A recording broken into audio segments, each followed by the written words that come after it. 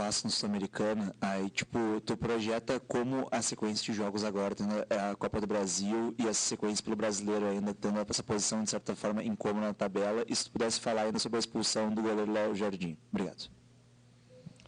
Primeiramente, boa noite. O time tem respondido muito bem. A nossa produção, os resultados não estão acompanhando a produção do time. A gente podia ter vencido o Grêmio por 2-3-0, o Del Valle também. Podíamos até ter classificado na terça-feira pelo número de chances que a gente criou.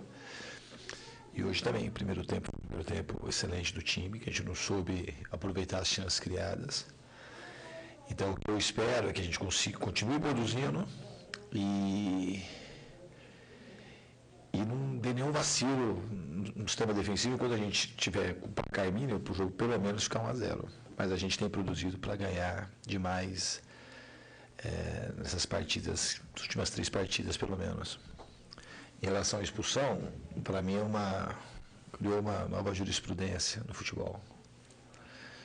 Inadmissível o Flávio fazer o que ele fez hoje. Na minha opinião, inadmissível. Não tem o mínimo cabimento. É uma coisa que vai ser mais falada num jogo, que foi um bom jogo, o Inter depois melhorou no segundo tempo. O que vai ser mais comentado é uma expulsão. Eu não me lembro da minha carreira de jogador e treinador ter uma expulsão desse tipo. Ele não é médico. O Léo Jardim, ele estava falando que estava com dor. Se o Léo Jardim machucou, não é problema dele. O máximo que ele pode fazer é dar acréscimo. Ele foi extremamente rigoroso, a gente estava jogando muito melhor que o Inter no primeiro tempo, e nem critério teve. Porque a gente tem o vídeo do massagista do Inter falando para o Rocher cair no primeiro tempo, a gente estava muito melhor no jogo, ele caiu para tocar chuteira, e o Roger fez algumas observações que ele achava pertinente. Então nem critério teve. Ele vai ter esse tipo de critério, vai ter que expulsar sempre. Eu quero ver quantos goleiros vão ser expulsos, porque isso daí todo mundo sabe o que acontece. O goleiro cai no chão, não dá para você saber. Então ele chamou a responsabilidade para ele, eu nunca vi. E o Léo Jardim me disse que ele falou assim, levanta, eu vou te expulsar. Pior ainda. Acho que aquele o único corajoso é ele, fazer um negócio desse. Todo mundo trabalha. Aí ele fala assim, aí a gente quer ter uma relação de treinador com arbitragem, uma relação amistosa e respeitosa.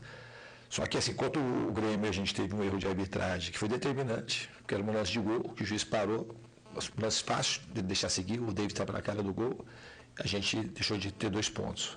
E hoje ele foi determinante para a gente não sair com a vitória.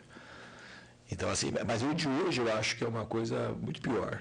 Eu acho que não tem cabimento a expulsão sob nenhum aspecto. Ainda mais quando eu fiquei sabendo que ele foi ao Jardim e prometeu que ele expulsasse se ele não levantasse. Ele falou, estou com dor na perna, e ficou no chão, ele veio e expulsou o jogador. Então, a gente espera que espero que não aconteça mais, ou se fosse para acontecer, que acontecesse sempre, para ter algum tipo de critério, porque o que mais chateia é a falta de critério, e a gente não quer ser beneficiado pela arbitragem, jamais ter benefício com a arbitragem, a gente quer que tenha critério. Agora, Diniz, boa noite. Você disse algo importante agora nessa resposta de que o árbitro Flávio Rodrigues de Souza, se ele disse que o Léo Jardim, se ele não levantasse, ele iria expulsá-lo, mas daqui a pouco, o Léo Jardim tendo o cartão amarelo, a dor era tão forte assim para ele cair no chão, receber atendimento médico, você não acha que o seu goleiro titular correu um risco demasiado em relação a esse lance? De maneira nenhuma. Quando você viu um juiz fazer esse tipo de atitude aí? Se isso fosse uma coisa recorrente, ele teria que levantar, com dor, sem dor. Mas nunca aconteceu. Talvez agora, mas com certeza ele vai expulsar muitos outros goleiros, porque acontece isso frequentemente, e aí os goleiros vão passar a levantar mais rápido quando eles forem ameaçados. Isso foi o que o Léo me relatou. Eu não ouvi o Flávio falar, mas o Léo me falou que ele prometeu de expulsar se ele não levantasse. Agora, boa noite, professor. Tudo bem? Você falou que o Vasco foi melhor que o Inter no primeiro tempo, de fato, né? Acho que o segundo tempo até o Inter foi um pouco melhor. Mas não te preocupa a situação de que o Vasco criou, né, 3, 4 chances de gol e não matou um jogo que era tão difícil para o Vasco, né? Daqui a pouco faz 2-0 e mata o jogo. Até fez, mas estava impedido. Não te preocupa essa ausência de gols do Vasco, matar o jogo quando tem que matar? Não, claro que me preocupa, mas me preocupa menos que se não estivesse criando. Uma hora a bola do Vasco vai passar a entrar e do adversário não. Esse lance segundo tempo para matar o jogo foi um lance muito fácil também. Praticamente 2 contra 1 e era um lance muito fácil da gente não cometer o erro de entrar em impedimento. Mas eu desde que eu cheguei no Vasco, eu vejo o time só evoluindo com os inúmeros problemas que a gente tem no Vasco. Todo mundo sabe que o elenco, a gente deu até uma enxugada na folha com a saída do Payet. A gente perdeu o Coutinho, perdeu o Adson, perdeu o GB, você conhece. Na altitude, perdeu o Piton com 10 minutos de jogo. E o time consegue responder muito bem. Ninguém imaginava que o Vasco ia chegar aqui e fazer o primeiro tempo que fez, da maneira como jogou, muito impositivo. Então, acho que o time tem trabalhado muito, já falei mais de uma vez. Se não for o time que mais trabalha, que eu peguei na minha carreira inteira, é um dos que mais trabalha, com certeza. E os jogadores e a instituição como um todo, os torcedores, merecem que as vitórias apareçam e eu acredito que elas vão passar a acontecer. Diniz, tudo bem? Gustavo Berton aqui, ESPN. Foram 2 tempos bem distintos, né? Como você falou, o Vasco foi muito melhor no primeiro tempo, teve chance de matar o jogo na primeira etapa. No segundo tempo, o Inter parece que acordou para o jogo, e o Roger falava agora sobre isso na coletiva dele, dizendo que o Inter entrou talvez muito desconcentrado no primeiro tempo e sucumbiu ao nível de competitividade que o Vasco entrou na primeira etapa, né? Até pela situação que precisa melhorar. Então ele justificou essa oscilação do Inter do primeiro para o segundo tempo em questão de concentração e tal. E você, o que você atribui o segundo tempo de oscilação do Vasco? Foi tão melhor no primeiro tempo, mas que acabou também sendo empurrado para trás pelo Inter hoje aqui em Porto Alegre na segunda etapa.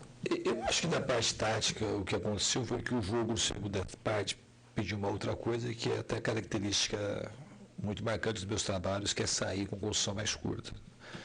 E a gente acabou não descendo o time para jogar. O jogo, taticamente, não ficou mais difícil para a gente. Só que pedia outro tipo de abordagem. A gente tinha que descer com mais jogadores para sair fazendo uma construção mais curta, que é a característica do time. A gente começou a fazer bola longa e perder a segunda bola, e depois a gente estava marcando ok. O Inter não teve chance, assim, cara a cara, goleiro, era mais cruzamentos e a gente estava sabendo marcar. A gente não ia, o Inter dificilmente ia empatar o jogo se não tem a expulsão.